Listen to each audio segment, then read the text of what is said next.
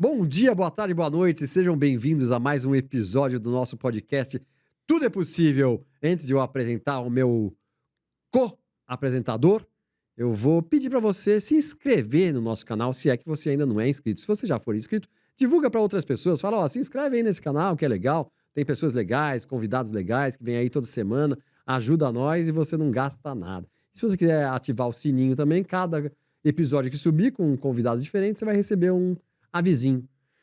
Então, eu sou o Karim Feres, estou com o meu co-apresentador aqui, Fábio Wood, e sem mais delongas, vamos receber Reinaldo Polito. Wood, Reinaldo Polito foi um dos primeiros caras, se não o primeiro, a dar curso de oratória em São Paulo ou no Brasil? Não, isso aí é coisa antiga. Tudo bem? Prazer estar aqui. Obrigado pelo convite. Prazer é todo nosso, Prazer é é uma nosso. honra, né? Vamos saber a sua história aí de... Prazer é todo meu. História é muito antiga. Eu fui aluno do professor Oswaldo Melantônio. Oswaldo Melantônio foi professor de oratória em São Paulo durante 50 anos e, enquanto atuou, foi o mais importante professor de oratória. E foi muito curioso porque fui levar um amigo que era muito tímido, na esperança de que ele pudesse fazer o curso e resolver o problema de timidez. O amigo era tão tímido que ele não ficou. Mas eu fiquei encantado com o professor Melantônio. Acabei me inscrevendo no curso e ele me convidou pelo brilho nos olhos, ele me convidou para ser assistente dele, me tornei professor da escola, fiquei lá durante 7 anos e agora estou nessa estrada há 48 anos. 48 anos. 48 anos. Caramba. Agora, antes disso, eu já quero abordar bem, esmiuçar bem essa questão da oratória, mas antes disso você trabalhava no mercado financeiro? Mercado financeiro, eu trabalhei durante 10 anos nas duas atividades. Eu comecei no mercado financeiro em 1972, como estagiário, e fui até 1985. Mas de 1975 até 1985, durante 10 anos, eu desenvolvi as duas atividades. É mesmo? Durante o dia trabalhava no mercado financeiro, à noite dava aula, isso, banco, e nos finais de semana também dava aula.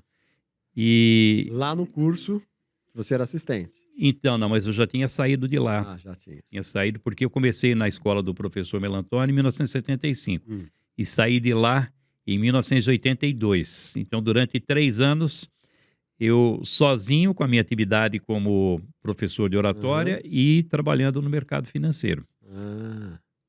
Gostava muito do mercado financeiro, eu era bom naquilo que fazia.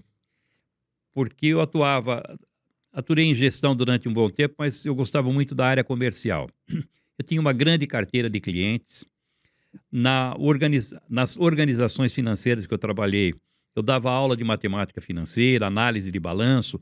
Então, eu tinha facilidade de comunicação, tinha uma carreira já muito boa pela frente.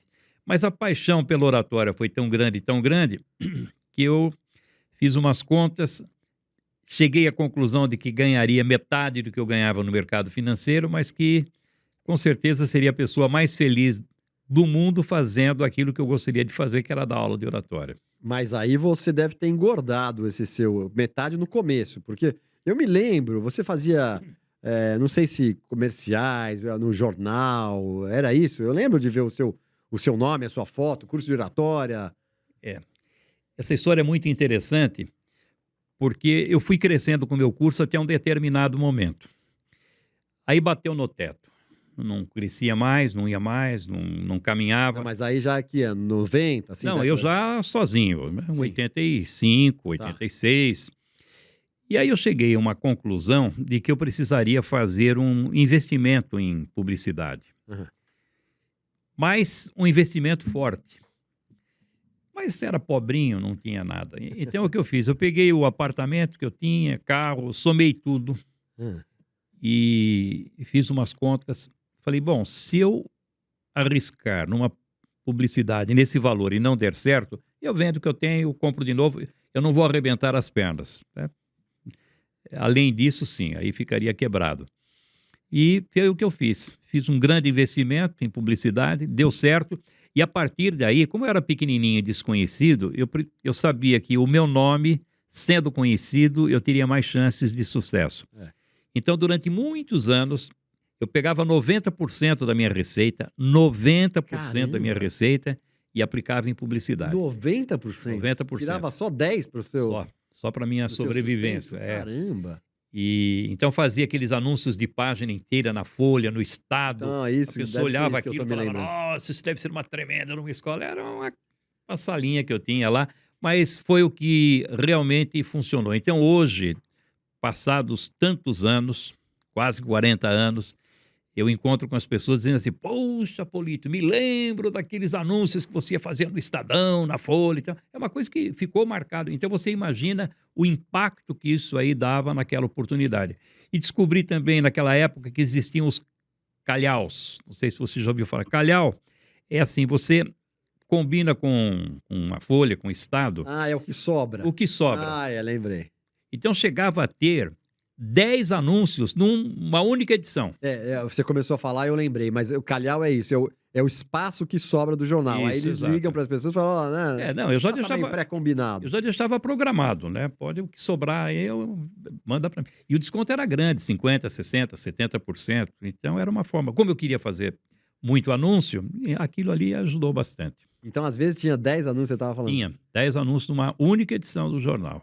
Caramba! Então eu era mais conhecido que o Silvio Santos daquela época, né. E isso foi o quê? De 85 a durou quanto tempo isso? Não, fui fazendo e nunca mais parei, né. Fui fazendo anúncio. E aí chega num determinado momento que os próprios ex-alunos vão servindo. Você Sim, fazendo um bom trabalho, claro.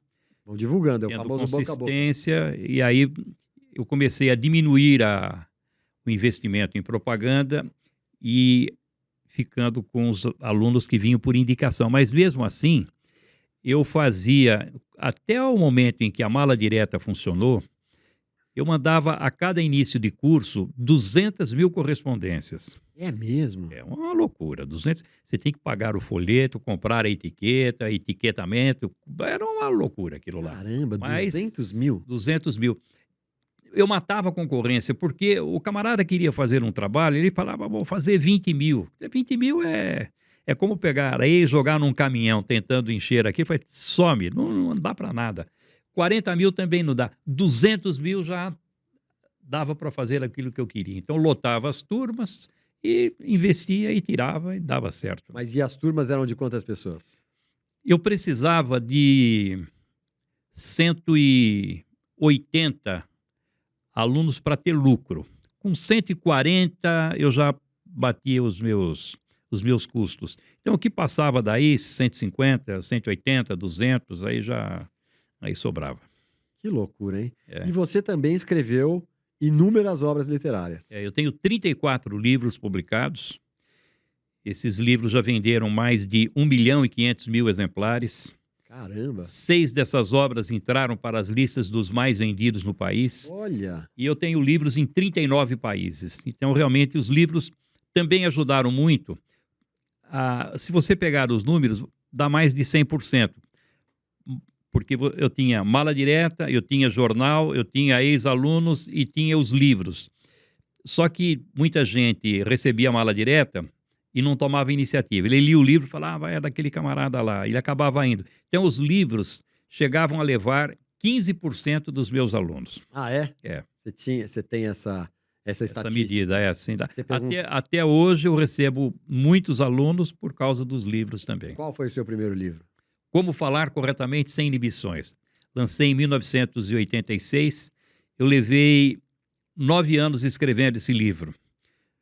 Por 2 motivos. Primeiro, por incompetência, porque eu escrevia, quando eu voltava, tinha palavra repetida na frase truncada, e então tinha que ir refazendo aquilo, e muito perfeccionista sempre, fui refazendo e acertando. E depois, também por causa desse perfeccionismo, eu encontrava um exemplo para ilustrar uma determinada técnica e achava que estava bom, mas não tão bom. Levava meses, às vezes, procurando um exemplo ideal e colocar no livro. E eu tive um aluno chamado Nilson Lepeira, ele era gerente comercial da editora Saraiva. Ele foi meu aluno e durante o curso, eu comentando que estava escrevendo o livro, Polito, que legal, e já tem editora? Falei: não tenho ainda. Olha, quando o livro ficar pronto, me procura. Falei: tá bom. Ficou pronto. Falei, esses caras vão disputar a tapa, todo mundo querendo publicar o meu livro. Essa ingenuidade de autor que não sabe o que está falando. Aí quando... Autor de primeiro livro, né? Levei, ele olhou e falou, Polito, sabe o que acontece? A editora Saraiva é especializada em livros jurídicos e livros didáticos.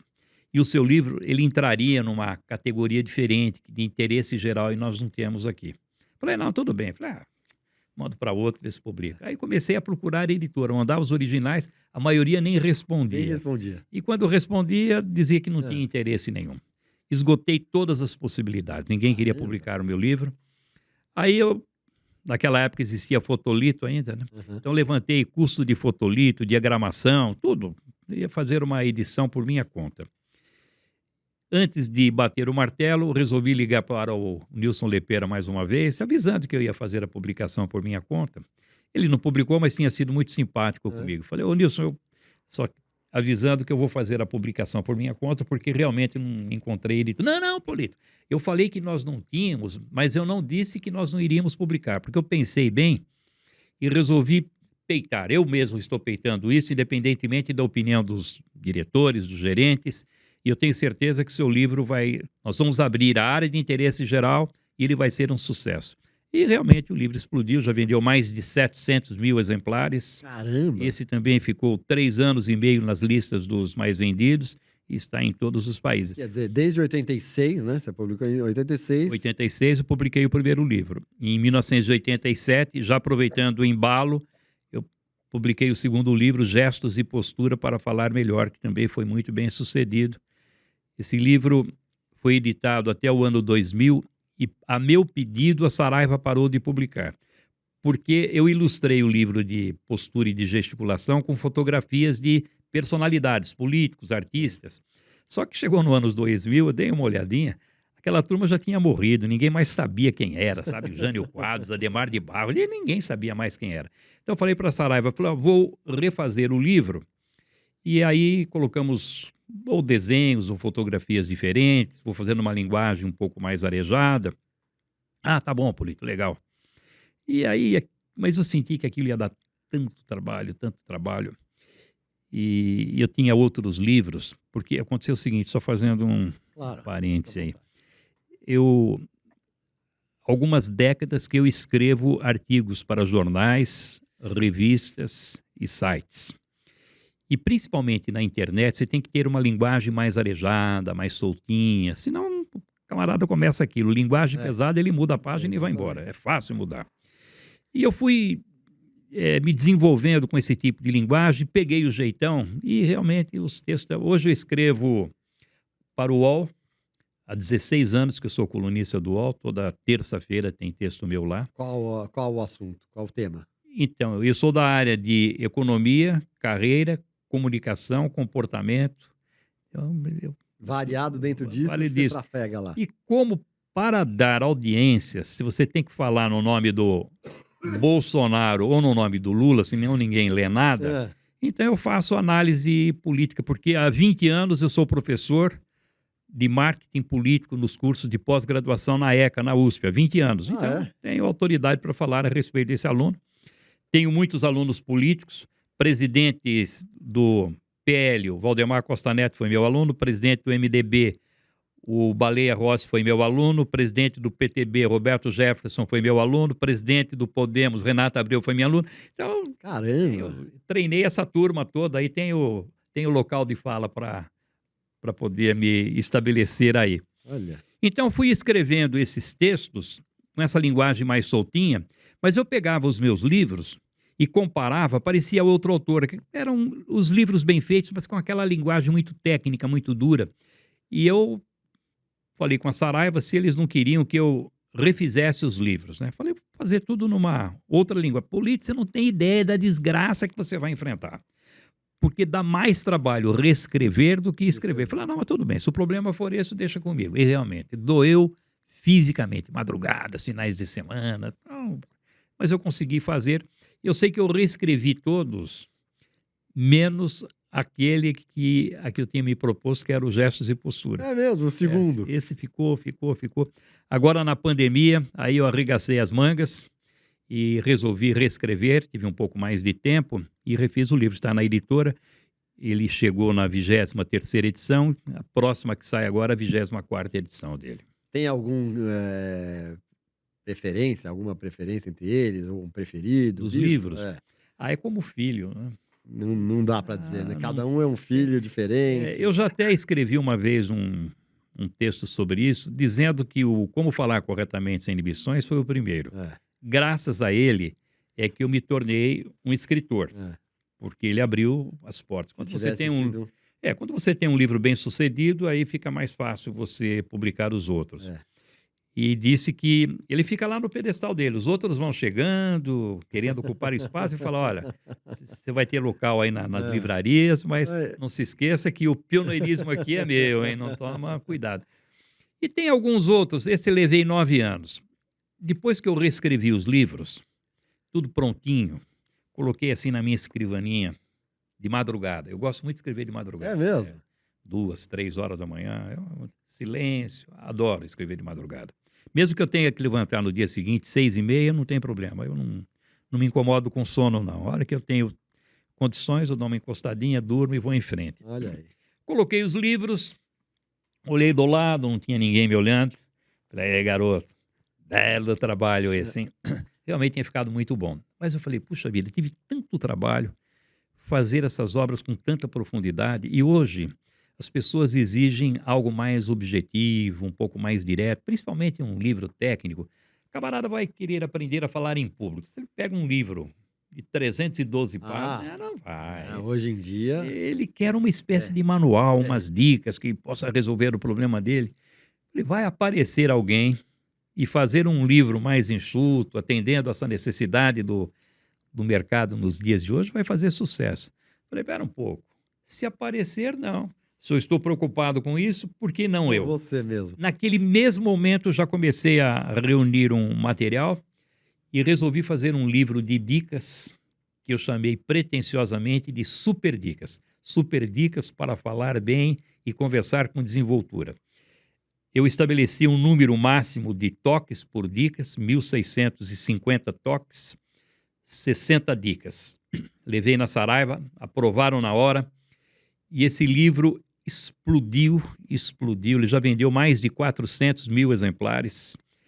Em 2006, ele foi um dos 10 livros mais vendidos de janeiro a dezembro, do ano inteirinho ele ficou entre os mais vendidos, também está no mundo inteiro. Então, esse eu fiz em 3 dias. Caramba! Então, aquele eu levei 9 anos, caramba. e esse livro eu acabei fazendo em 3 dias. Que loucura. Qual foi o primeiro a ter tradução, a sair do Brasil? O primeiro foi o Como Falar Corretamente Sem Inibições. Esse foi publicado na Espanha. Fizeram uma obra belíssima, capa dura, sobre capa, maravilhoso. Logo na sequência da edição brasileira? Não, isso foi muitos anos depois. Muitos anos depois. Muitos Como anos que depois. surgiu isso? Vocês... A gente literária que me procurou e perguntou se eu não queria fazer publicação lá fora, que ela tinha editoras interessadas. Eu me lembro que eu fui para a Espanha e cheguei na porta da FENAC, eu quase desmaiei, né? Uma pilha do meu livro assim na porta da FENAC, falei: não é possível na que na Espanha. Que legal, E isso a gente aqui, né, você sabe que é um podcast motivacional, positivo, né? E uma das perguntas é: que momento, né? Momentos marcantes da sua vida. Esse foi um dos momentos mais marcantes da sua vida. Esse foi marcante, mas o mais marcante aconteceu em Milão, porque eu tenho vários livros publicados na Itália. E tanto que um deles, Conquistar, Influenciar e Parlare Bene, esse livro é o mais vendido na editora na Itália. É mesmo? Esse livro, que muito legal. sucesso. Mas quando eu publiquei o primeiro livro, que foi esse Super Dicas na Itália, e Super Consigli Parlare Bene per convincere essere protagonista. Esse é o título do livro lá na Itália. E eu tinha ido para Milão algumas vezes e passava naquela galeria do lado da Duomo e tem uma livraria chamada Risoli. Uma livraria linda, maravilhosa. Sabe quando você tem aquele sonho irrealizável? Fala: puxa, já pensou ter um livro exposto numa livraria bonita como essa? Passava pela cabeça. E aí, quando o livro foi publicado, eu passo em frente à livraria Risoli e o meu livro lá na vitrine, Passeando, exposto, você passeando. aí foi um Que orgasmo, né? coisa, Foi que uma coisa legal, que legal. Então, esse livro foi tão bem que a Saraiva ficou tão entusiasmada que eu propus fazer uma série chamada Super Dicas. Eles toparam, então eu sou coordenador da série. Eu fui procurando autores bem especializados em determinadas áreas para falar a respeito da atividade deles. Então, seguiram o mesmo padrão, 60 dicas, com tamanho de dica cada um. Eu consegui 30 títulos nessa série. Esses 30 títulos venderam mais de 1 milhão de exemplares. E eu Caramba. consegui colocar simultaneamente 6 desses títulos na mesma edição da revista Veja entre os mais vendidos. Então, na mesma edição, 6 livros entre os mais vendidos da série que eu coordeno. Caramba, que feito, hein? Não, Que feito. esse foi o grande feito. Esse foi o grande feito. Olha, o Woody, Fábio Woody, tá aqui, eu tô aqui, monopolizei porque eu tô Eu falo demais. admirado. Não, tô admirado, né? De infância eu lembro de ver isso, falar, pô, curso de oratória. Você quer fazer alguma pergunta, alguma observação aí, Woody? Mas com um histórico desse, a gente tem mais aqui sorver mesmo, né? Pois é. Mas eu queria te perguntar, Reinaldo, muito interessante assim a forma como você veio atualizando a linguagem, o formato, né, da entrega do seu conteúdo, do seu conhecimento voltado à oratória. Agora, isso foi uma adaptação aos novos tempos, né, ao longo do tempo, mas o que você identifica que houve de transformação significativa no conteúdo da oratória? Existe isso? Ou a oratória é uma coisa intocável, ela é imutável? Não, a pergunta é excelente, porque muda muito. A base da oratória vem da arte retórica de Aristóteles, 4 séculos antes de Cristo. O que eu ministro em termos de conteúdo para os meus alunos, 80% vem da arte retórica. Só que se alguém ingenuamente quiser ministrar um curso utilizando essa linguagem de Aristóteles, ele vai fracassar, porque não atinge o público. Então, o que aconteceu ao longo do tempo foi que a linguagem ficou muito mais solta, ela ficou muito mais leve, ficou muito mais descontraída. Então, aquela fala pomposa, tanto que durante muito tempo, Fábio, eu resisti a colocar o nome de oratória, porque dava essa conotação. Oratória parecia assim, coisa de advogado, muito formal, de padre, de político. Eu não quero fazer curso de oratória, não vou falar em público. E a pessoa não percebia, às vezes, que seria útil na vida dela, ali na apresentação dos projetos, na reunião. Tanto que eu pus o nome do meu curso de expressão verbal. Que era o nome que sobrou no mercado, expressão verbal. Eu tinha que explicar o que significava expressão verbal, mas dava uma conotação mais leve, fugindo um pouquinho da oratória. E, por incrível que pareça, hoje voltou a oratória. Tanto que eu tenho 2 livros com o título de oratória. Tem Oratória para Advogados e Estudantes de Direito, que é o meu livro que mais vende hoje. É mesmo? Hoje é o livro que mais vende. E tenho Oratória para Líderes Religiosos. É um livro só para pregadores. E fiz esse livro junto com a minha filha. Hoje eu tenho 5 livros em coautoria com a minha filha. Ela está comigo há 25 anos, nós estamos trabalhando juntos. A Raquel é excelente, extraordinária. E ainda bem que eu tenho alguém para passar o bastão e dar continuidade. O professor Melantônio, por exemplo, que eu citei, quando ele fechou a escola dele, acabou, porque não tinha ninguém para deixar lá. Ele faleceu? Faleceu. Faleceu e aí fechou. O professor Melantônio, ele tem 4 filhos, né? Ele faleceu, tem 4 filhos. E ele dizia que eu era o 5º filho dele. Ele era o filho postiço dele. Tanto que se você entrar no LinkedIn, nas informações do professor, tem toda a história dele e está lá. E o professor Reinaldo Polito é o continuador da obra do professor Melantônio. Olha que legal. E os filhos dele mesmo, nenhum quis. Não, ninguém. Cada um tem a sua atividade, são muito bem-sucedidos nas suas áreas. Todos meus amigos, né? Olha que legal. Todos meus amigos, até um deles, tem o mesmo nome do pai, que é o Oswaldo Melantônio. Eu sou presidente de uma ONG chamada Via de Acesso. Nós fazemos capacitação e inclusão de jovens no mercado de trabalho. Já foram mais de 100 mil jovens preparados lá na nossa ONG para isso. É um trabalho voluntário. Voluntário. Que legal. Eu sou o presidente e o vice-presidente é Oswaldo Melantônio, filho do Filho. professor. Olha que legal. Então estão juntos aí nessa continuamos. empreitada caridosa, né? É um trabalho maravilhoso. Porque a dificuldade que eu tive quando eu vim para São Paulo, porque eles queriam, Da onde você é? Araraquara, Ah. então eles queriam, para empregar, que a pessoa tivesse experiência. Pô, mas é o primeiro emprego, como é que eu vou ter experiência? E foi graças a uma organização semelhante a essa, Via de Acesso, que eu consegui um estágio e a partir daí foi. Então eu falei, por que eu não posso fazer o mesmo com esses jovens que estão aí? Então, Ajudar para superar a dificuldade que você teve no começo da carreira. Exatamente, o jovem vai, nós orientamos como ele escreve, como ele fala, como ele se veste, como é que ele se comporta na hierarquia da empresa. Ele chega prontinho. Porque do jeito que a molecada é criada hoje, é capaz de chegar na empresa para o diretor, querer sentar na mesa dele. Verdade. Sabe, ele vai criando resistência desnecessária. Hoje ele chega mais bem preparado para o início da atividade profissional. Que legal. Você diria que... Eu respondi a sua pergunta, né, Fábio? Com certeza. Tá bom. Com certeza. Então, e aí uma outra pergunta sobre essa possibilidade da vida. Teve alguma coisa que você... Claro que teve várias... que você imaginava... Bom, você citou uma lá da livraria em Milão. Você não imaginava ou imaginava impossível, pensava, um sonho.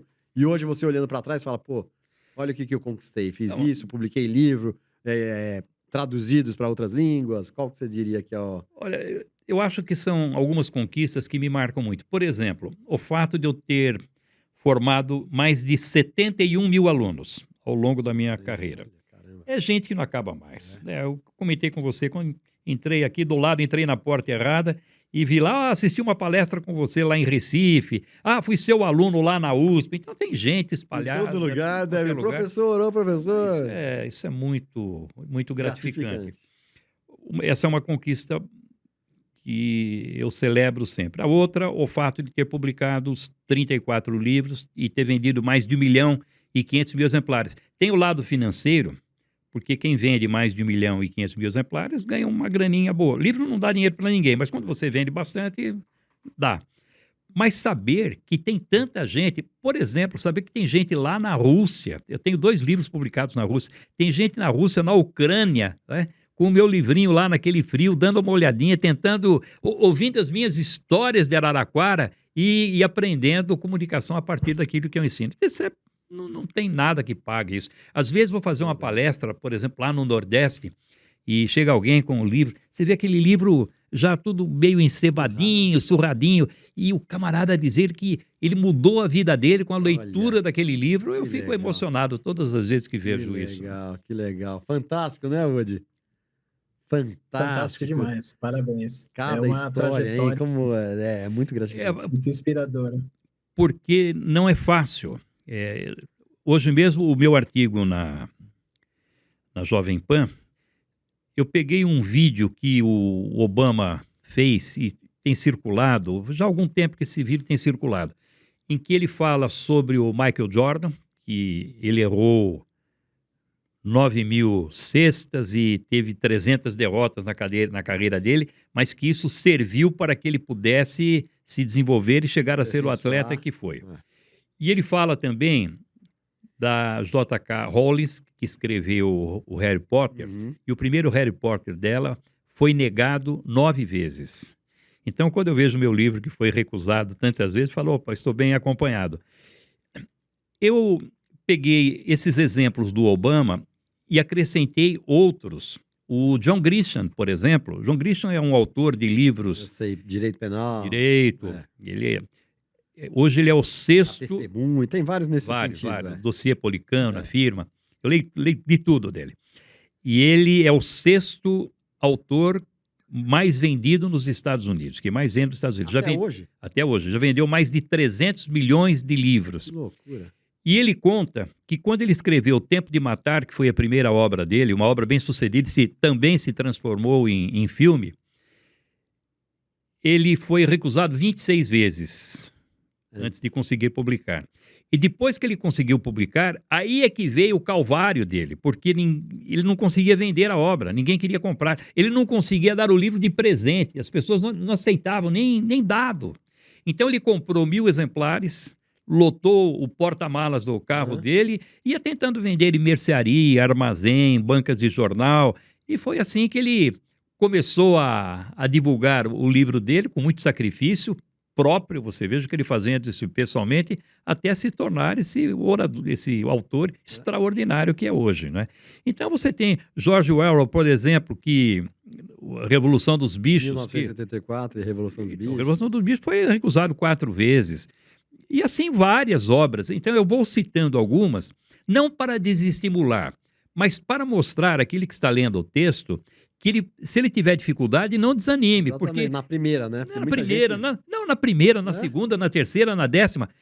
Tem um autor, o sobrenome dele é Kennedy, e ele escreveu um livro chamado Confraria dos Tolos, e tentou publicar esse livro. Tentou aqui, tentou ali, tentou lá, não conseguiu. E ele ficou tão desesperado com aquelas recusas que ele cometeu suicídio. A mãe dele, muito triste com aquilo que tinha acontecido, ela não desistiu do livro. E continuou passando pelas mesmas dificuldades. E fez isso durante 11 anos, tentando encontrar uma editora. Depois de 11 anos, ela conseguiu. O livro vendeu mais de 2 milhões de exemplares e ganhou o prêmio Pulitzer de ficção nos Estados Unidos. Então você veja, não é possível, porque você vai, tenta. O camarada desiste, às vezes é o próximo passo onde ele vai encontrar a porta que ele precisa ali. Não, e às vezes não é o tempo, né? Como no seu caso, o da Saraiva, primeiro ele falou, não, olha, a gente tá só numa... Depois você ia fazer por conta própria. Isso. E resolveu dar um segundo contato. E foi assim, e na verdade era mais um aviso de que eu ia publicar, eu não tinha assim tanta esperança, mas aconteceu. Ou seja, esse segundo contato deveria ter sido feito mesmo para que eu pudesse publicar o livro lá. Olha que genial. O Sylvester Stallone também no Rock 1 também levou não de 1 dúzia de estúdios. Então veja quantos exemplos estão à nossa volta. E esses são os mais conhecidos, mas no dia a dia você tem uma infinidade deles. Eu... tenho muitos alunos que vêm, são empresários, são executivos, e alguns vêm dizendo, olha, Polito, tentei aqui, não deu certo. Aí eles vão explicando, não deu certo porque os chineses chegaram com um preço muito mais baixo, não deu certo porque o Collor tomou dinheiro de todo mundo, passou a rasteira em mim, não deu certo porque teve a crise do dólar num determinado momento. Aí você ouve e fala, não, tudo bem, tem razão. Mas lá no fundo, eu penso o seguinte, mas se ele tivesse caído, levantado, talvez ele encontrasse no meio do caminho uma porta salvadora. Ele está justificado, explicou por que ele não conseguiu fazer o que desejava, mas será que ele insistiu como deveria ter insistido para atingir o objetivo dele? Talvez não. Talvez não, né? Porque tudo é possível. Tudo é possível, não tem nada. É o que eu coloco no texto. Existe aí um denominador comum, que é persistência, determinação. Eu tenho comigo uma filosofia, e a Marlene até sabe disso. De vez em quando eu falo, acho que não vai dar. Eu falei, a sua filosofia? Eu não aceito não. Por exemplo, chego na escola, a secretária fala, olha, o Karim ligou e queria falar com você, mas ele falou que ia ficar lá só até às 5.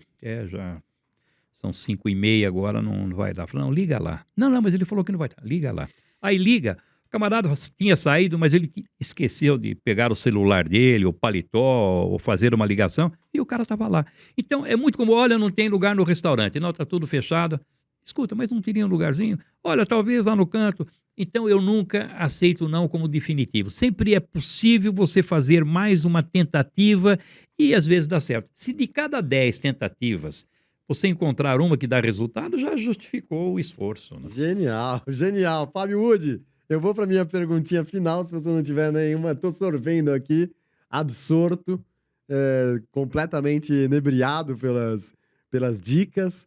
O Fábio Wood tá congelado aí, tá muito frio lá, congelou o Fábio Wood. Tá, ele tirou o gorro. Tá frisado. Tirou o gorro e deu uma congelada. Tá frisado. É, E daí, estamos aí numa nova época agora com os cursos online. Começou na pandemia ou você já tinha antes? Então, o que acontece? Eu tenho a maior estrutura instalada para o ensino de expressão verbal do mundo. Se você conhecer a minha escola, você vai cair duro. Não tem nenhuma estrutura semelhante à nossa. Então, quando as pessoas falavam, não, faz, porque você vai conseguir atingir um monte de gente política, vai poder dar aula no exterior, aquele pessoal de todos os estados. Aí eu comigo falava, não é possível que com a estrutura dessa eu vou poder fazer o meu trabalho numa salinha de 2x2, fui resistindo. Mas antes da pandemia, a pressão tinha sido tão forte que eu e a minha filha Raquel, nós resolvemos fazer um curso online, um curso gravado. E assim que chegou a pandemia, o curso estava pronto e já estava sendo comercializado. Explodiu. Nossa, que Nós sorte. já vendemos 10 mil cursos desses. Caramba. Recebemos um prêmio agora da Hotmart como campeão de vendas, etc. E foi muito bem sucedido. E quando chegou a pandemia, nós começamos a ministrar os cursos remotos. Sim. E substituiu totalmente, porque funciona muito melhor que o curso presencial. Eu tenho gente que faz questão. Hoje de manhã dei aula, o camarada queria o curso presencial. Mas por quê? Sabe o que é, Polito? Eu acompanho você há 40 anos, já li seus livros, já assisti palestras. Eu queria ter esse contato, ter uma aula legal. com você. Então, Legal. tudo bem, acaba atendendo. Mas o curso remoto eu dou mais teoria, eu dou mais exercícios, faço mais gravações, faço mais avaliações em menos tempo com resultado melhor. Olha E o que camarada legal. faz a casa dele. É. Por exemplo, agora à noite eu tenho uma mentoria, são 8 alunos. Tem um de cada estado. Tem um lá do Amazonas, tem outro lá do Ceará, tem um de cada lugar. Como é que você vai reunir essa turma toda para ministrar um curso? Aí, normalmente, você ficaria mais reservado para São Paulo, Grande São Paulo. E aqui não, agora atende todo lugar. Nós demos, por exemplo, há pouco tempo um curso para os executivos do Bradesco, lá em Luxemburgo. Então você imagina, trazer os executivos todos de lá para cá, ou então me levar para lá junto com a Raquel, o custo de passagem, de hotel, começa a ficar inviável. Então você no curso remoto, você resolve tudo isso. Tudo. Maravilha. Woody, eu vou para minha perguntinha final aqui, para o conselho dele. Você quer fazer alguma pergunta, alguma observação antes ou posso? Não, vamos para a pergunta final, porque depois da pergunta final a gente tem um presente, Vai né? ter um presentaço aí do Muito convidados. bom, Woody. vamos lá. Então, eu queria que você falasse para essa câmera aqui, Sim, para quem ainda tem dúvidas sobre essa possibilidade da vida, sobre essa vida ilimitada, que você deixou bem claro aqui, né? A sua vida é meio isso, né? O curso, livros fora do Brasil, né? Coisas que você nem imaginava acontecer. Então, que conselho se daria para as pessoas que ainda têm essa dúvida? descubra a sua paixão. Você é apaixonado por quê? O que é que você gosta? O que é que você gostaria de fazer na vida? Ah, mas isso não dá dinheiro. Não se preocupe, o dinheiro é importante, mas pode ter certeza, isso é uma experiência própria. Quando nós fazemos algo que gostamos, quando nos dedicamos de forma apaixonada a uma determinada atividade, o dinheiro vem como consequência. Porque quando você é apaixonado, você faz bem feito. Quando você faz bem feito, você é procurado. Quando você faz bem feito e é procurado, você se torna uma referência naquilo que você faz. E aí as pessoas, com certeza, vão remunerar o seu trabalho com a qualidade, eficiência e excelência que você tem. Ah, não, mas eu não consigo sair agora porque eu tenho um determinado trabalho, tenho filhos. Lógico que não vai fazer loucura, mas vá construindo esse caminho e se num determinado momento você tiver que abraçar uma atividade pela qual seja apaixonado e deixar uma outra até para ganhar menos, meu conselho é esse, vá, seja feliz. Olha que legal, fantástico, fantástico, Reinaldo. Bom, você vai ganhar, olha, dois brochinhos aqui, bottoms do nosso podcast, tudo é possível. Muito E obrigado. agora vai ganhar um presente especial de autoria do Fábio Woody. Opa. Ele vai pôr aqui na tela, você vai poder ver. Aqui, ó, já tá carregando. Olha aí. Ah, que legal. Olha aí, ó, Reinaldo Polito. Enquanto a gente conversa, ele vai fazendo esse desenho aqui. Ah, tá certo. Olha aí que legal. Lê a alma das pessoas. A oratória é minha paixão, até me fez deixar o mercado financeiro lá nos início dos anos 80. Sou de Araraquara, já formei mais de 71 mil alunos. Ele está ainda terminando ali, ó. Trabalhe com o que você gosta, provavelmente. Estou com o Lindsay Wall, faço análise política. Já tenho 5 livros feitos em parceria com a minha filha. Tenho 34 livros publicados, dos quais 6 foram best-sellers.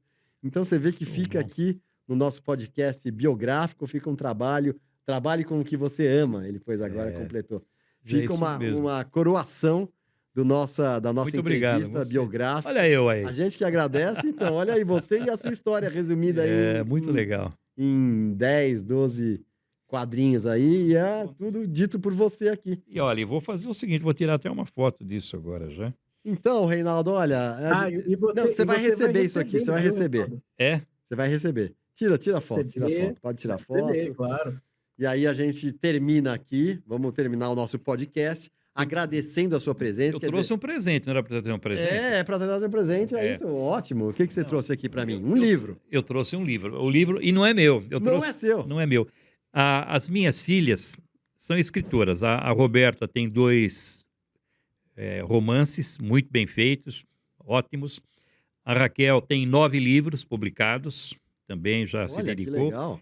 E a Marlene, que você conhece, sim, que é a minha mulher, a Marlene tem 2 livros publicados. E esse aqui foi o romance que ela fez, O Enigma de Sofia, que é uma obra sensacional, maravilhosa. Conta a história de um vilarejo, e nesse vilarejo ocorrem alguns assassinatos misteriosos, porque num vilarejo, como é que vai ter assassinato lá? E lá trabalhava um delegado astuto, muito bem preparado. Esse delegado começa a pesquisar para ver aquilo que tinha acontecido. E ele gostava muito de filosofia. Então, a partir dos conceitos da filosofia, ele vai desvendando até descobrir o que aconteceu com Sofia. Que legal. Tá? Então, eu quero receber mais alguém da sua família aqui, ou a Raquel, ou a Marlene, que trouxe esse livro, e aí receber um livro seu, né? Aí a outra pessoa tem que trazer um livro seu. Vamos combinar isso aqui. Tá combinado. Então, eu queria agradecer muito a sua presença. Queria falar para as pessoas que, olha aí, um episódio mais interessante do que o outro. Hoje estive aqui com o Reinaldo Polito. Eu sou Karim Férez, eu e meu parceiro Fábio Wood, a estranha vida de Wood, do outro lado ali, virtualmente, olha lá, fazendo positivos com o final. Nosso podcast é o Tudo é Possível. Nossa plataforma principal é o YouTube, mas também estamos nas plataformas de áudio, como Spotify, Deezer e outras tantas que estiverem aí. Nas redes sociais também nós estamos. Você gostou? Faça algum comentário, alguma observação aí embaixo, algum convidado, entrevistado que você quer ver sendo entrevistado aqui por nós. E é isso. Se você gostou, veja outras indicações que tem aí dos nossos episódios no nosso canal. Eu sou o Karim Férez, já disse. Então, bora ser feliz, pessoal. Obrigado, Reinaldo.